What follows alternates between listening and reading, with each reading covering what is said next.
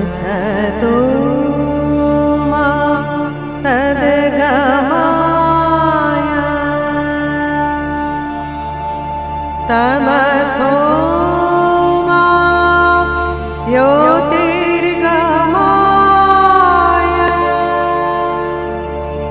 मृत्योर्मा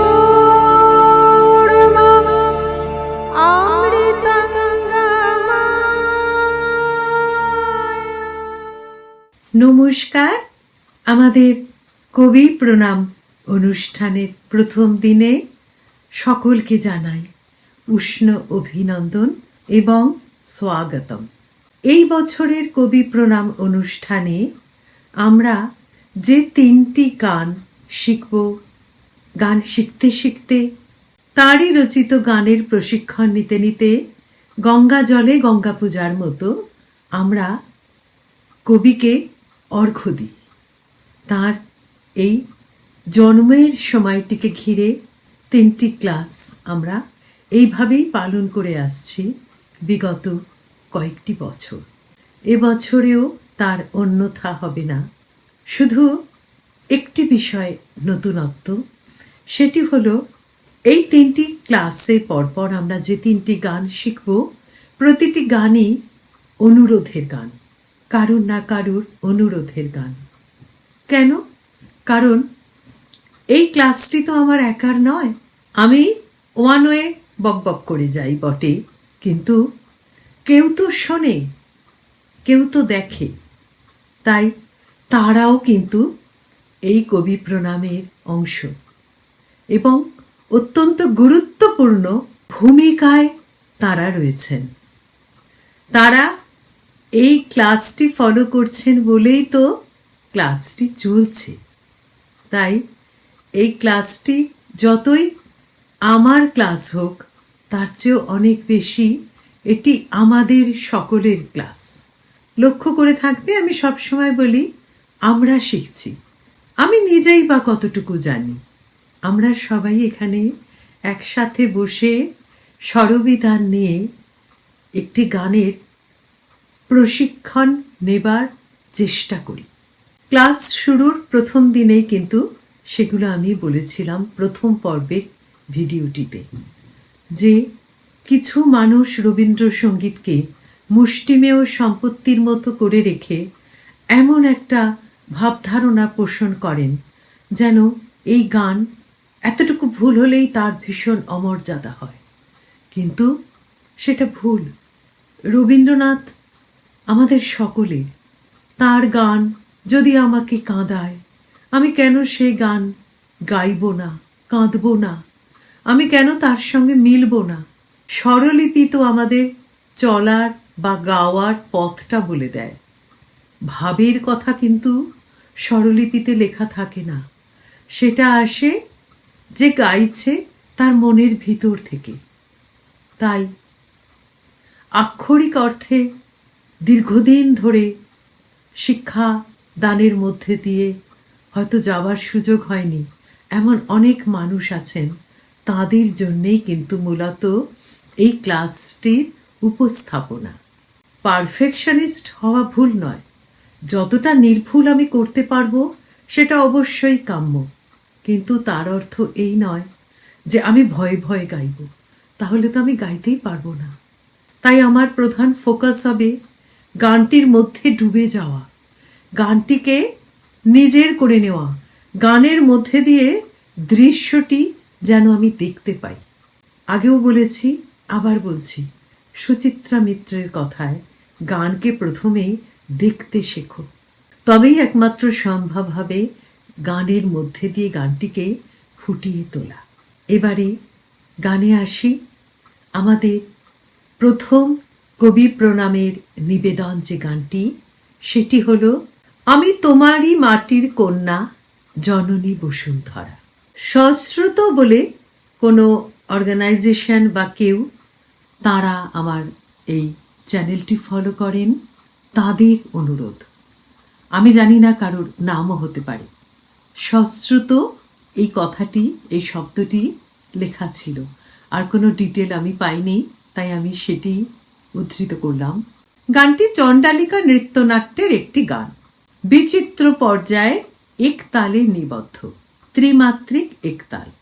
আমরা শিখেছিলাম দ্বিমাত্রিক এবং ত্রিমাত্রিক দুই প্রকারের একতাল হয়। এখানে এটি ত্রিমাত্রিক একতালের গান। গানটিতে ছায়ানট রাগের প্রভাব রয়েছে, আর শৈলজা রঞ্জন মজুমদার হলেন এই গানটির স্বরলিপিকার। বিশ্বভারতী অনুমোদিত স্বরবিতানের 59তম খণ্ডে আমরা এই গানের স্বরলিপিটি পাব, যে খণ্ডটি আবার চণ্ডালিকা নামেও পরিচিত। রচনাকাল 1933, অর্থাৎ কবির শেষ বয়সের রচনা এই গানটি। আমি তোমারই মাটির কন্যা, জননী বসুন্ধরা, তবে আমার মানব জন্ম কেন বঞ্চিত করা? পবিত্র জানি যে তুমি, পবিত্র জন্মভূমি, মানব কন্যা আমি যে ধন্যা, প্রাণের পুণ্যে ভরা। কোন স্বর্গের তরে ওরা তোমায় তুচ্ছ করে, রহি তোমার বক্ষ পড়ে? আমি যে তোমারই আছি, নিতান্ত কাছাকাছি, তোমার মোহিনী শক্তি দাও আমারে, হৃদয়ে প্রাণহরা। আমি তোমারই মাটির কন্যা, জননী বসুন্ধরা। চণ্ডালিকা নৃত্যনাট্যের কাহিনীটি আমাদের সকলেরই জানা। আমরা এই ক্লাসেও কিন্তু চণ্ডালিকা নৃত্যনাট্যের একটি দৃশ্য, বোধহয় প্রথম দৃশ্যটি শিখেছিলাম, এবং তখনই এই নাটকের কাহিনীটি নিয়ে খুব ডিটেলে আলোচনা করেছিলাম। আমার যতদূর মনে পড়ছে, চণ্ডালিকা, শ্যামা, চিত্রাঙ্গদা, এই তিনটি নৃত্যনাট্যের একটি করে দৃশ্য আমরা এই ক্লাসে শিখেছিলাম, যা আমাদের কারিকুলামে ছিল। তবু আরেকবার বলে নিই, প্রকৃতি চণ্ডাল কন্যা, জাতভিত্তিক সমাজে অসম্মানের নিম্ন স্তরে তার বসবাস, অর্থাৎ তার জন্ম এমন একটি জাতের ঘরে যারা সমাজে গ্রহণযোগ্য নয়, অস্পৃশ্য, অসুচি, যাদের হাতের জল খাওয়াও পাপ। সেই প্রকৃতির বেদনাই ফুটে উঠল আমাদের কবির কলমে। গানটির মধ্যে প্রকৃতির বেদনা ফুটে উঠেছে মর্মে মর্মে। আমি তোমারই মাটির কন্যা, জননী বসুন্ধরা, তবে আমার মানব জন্ম কেন বঞ্চিত করা? এই জন্মের জন্য তো আমি দায়ী নই, আমি নিচু জাতের ঘরে জন্মেছি, সেটা তো আমার অপরাধ নয়। কেন আমাকে এত অসম্মান, এত লাঞ্ছনা, এত গঞ্জনা সইতে হয়? কোন স্বর্গের তরে ওরা তোমায় তুচ্ছ করে, রহি তোমার বক্ষ পড়ে? কতদিন আগে লিখে গেলেন কবি গানটি, 1933, এখন 2026, আর 7 বছর পর গানটির 100 বছর বয়স হবে। অথচ কত প্রাসঙ্গিক এই দুটি পংক্তি বলতে গিয়ে আমার যেটি মনে হলো, আজকের এই যুদ্ধের ঘটনা। কোন স্বর্গের তরে ওরা তোমায় তুচ্ছ করে, রহি তোমার বক্ষ পড়ে, তোমারই বুকে বসবাস। অথচ নিউক্লিয়ার ওয়েপন নিয়ে আমরা সবাই সবাইকে ভয় দেখাচ্ছি। প্রকৃতি কাঁদছে, আমি যে তোমারই আছি, নিতান্ত কাছাকাছি, তোমার তোমার খুব কাছে তো আমরা রয়েছি, তোমার এই সৃষ্টি, সেখানেই তো আমাদের বসবাস, আমরাও তো তোমার সৃষ্টি, তোমার অংশ। তোমার মোহিনী শক্তি দাও আমারে, হৃদয়ে প্রাণ ভরা, জননী বসুন্ধরা। কি অপূর্ব মেলবন্ধন! কার সাথে কার মেলবন্ধন? এই গানটিতে পার্থিবতা, মানব অস্তিত্ব এবং প্রকৃতির সাথে গভীর সংযোগের মতো বিষয়গুলি অন্বেষণ করা হয়েছে। আমি তোমার মাটির কন্যা, জননী বসুন্ধরা, আমি তোমার মাটির কন্যা, জননী বসুন্ধরা তবে আমার মানব জন্ম কেন বঞ্চিত করা জননী বসুন্ধরা আমি তোমার মাটির কন্যা জননী বসুন্ধরা পবিত্র জানি যে তুমি পবিত্র জন্মভূমি মানব কন্যা আমি ধন্যা প্রাণের পুণ্যে ভরা একই আনন্দ তো আমারও পাবার কথা যা সবাই পায় আমার তাহলে এত দুঃখ কেন পবিত্র জানি যে তুমি পবিত্র জন্মভূমি পবিত্র জানি যে তুমি পবিত্র জন্মভূমি মানব কন্যা আমি যে ধন্য প্রাণের পুণ্যে ভরা জননী বসুন্ধরা আমি তোমার মাটির কন্যা জননী বসুন্ধরা আমি তোমার মাটির কন্যা জননী বসুন্ধরা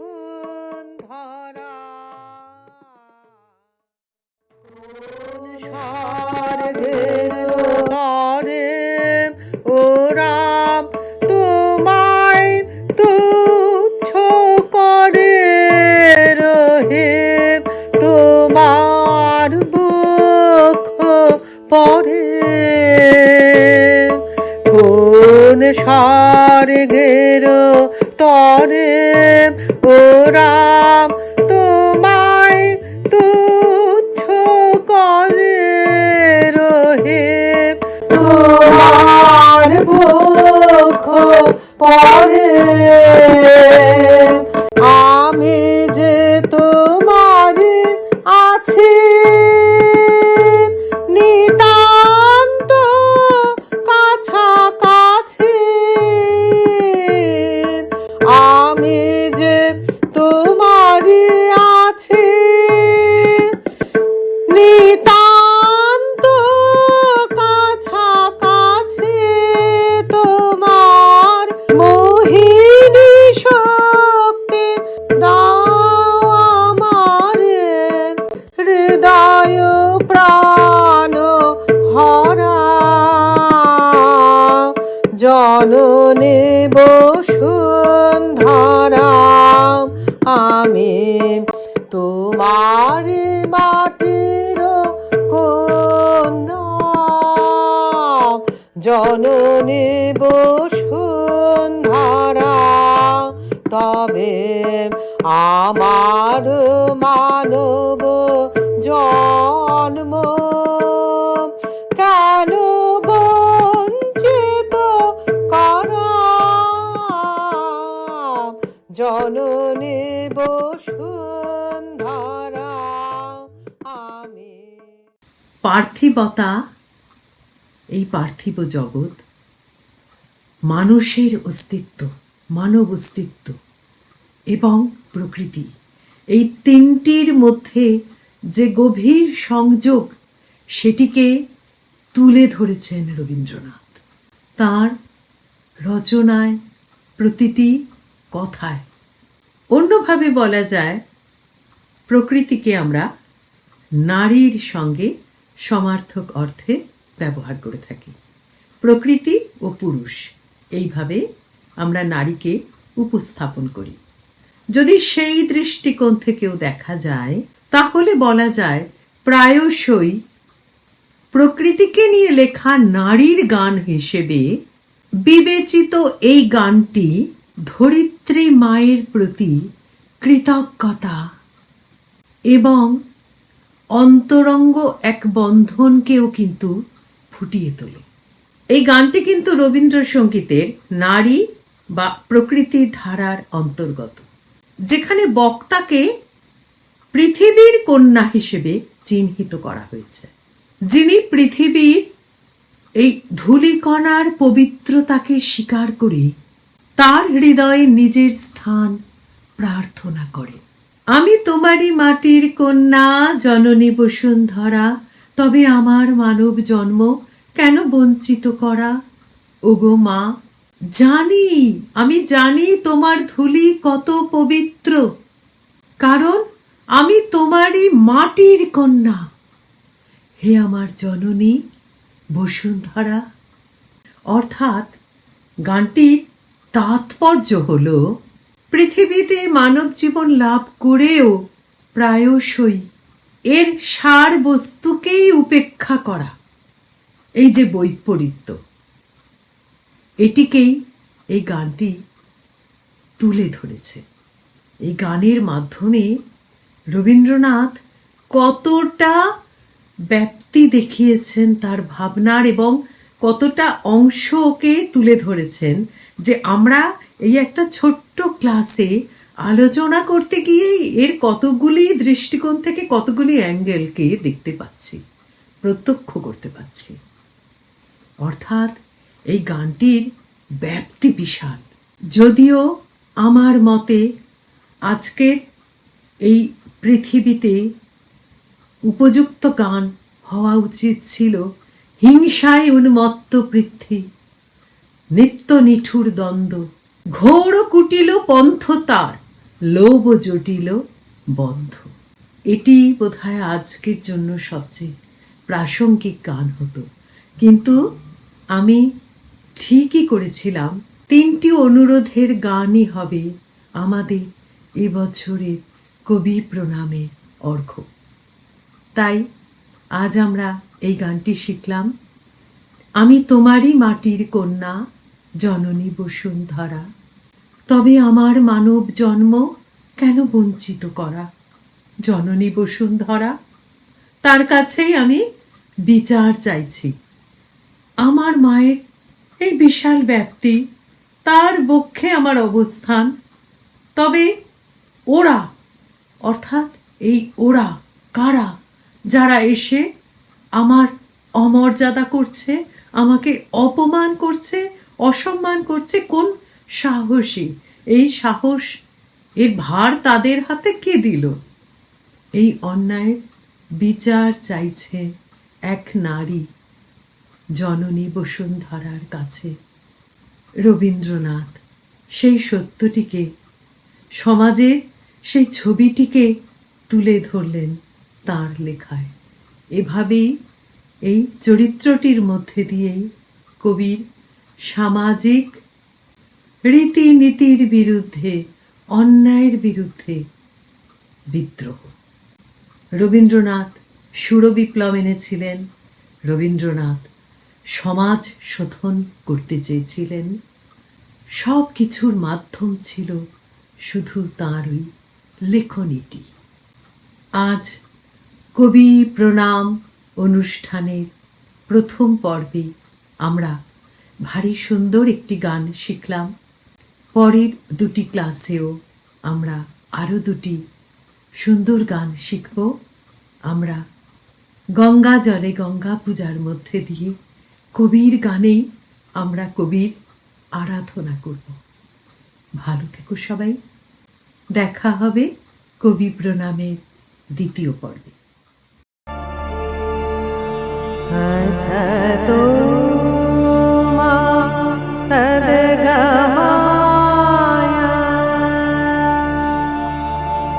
तमसो मा ज्योतिर्गमय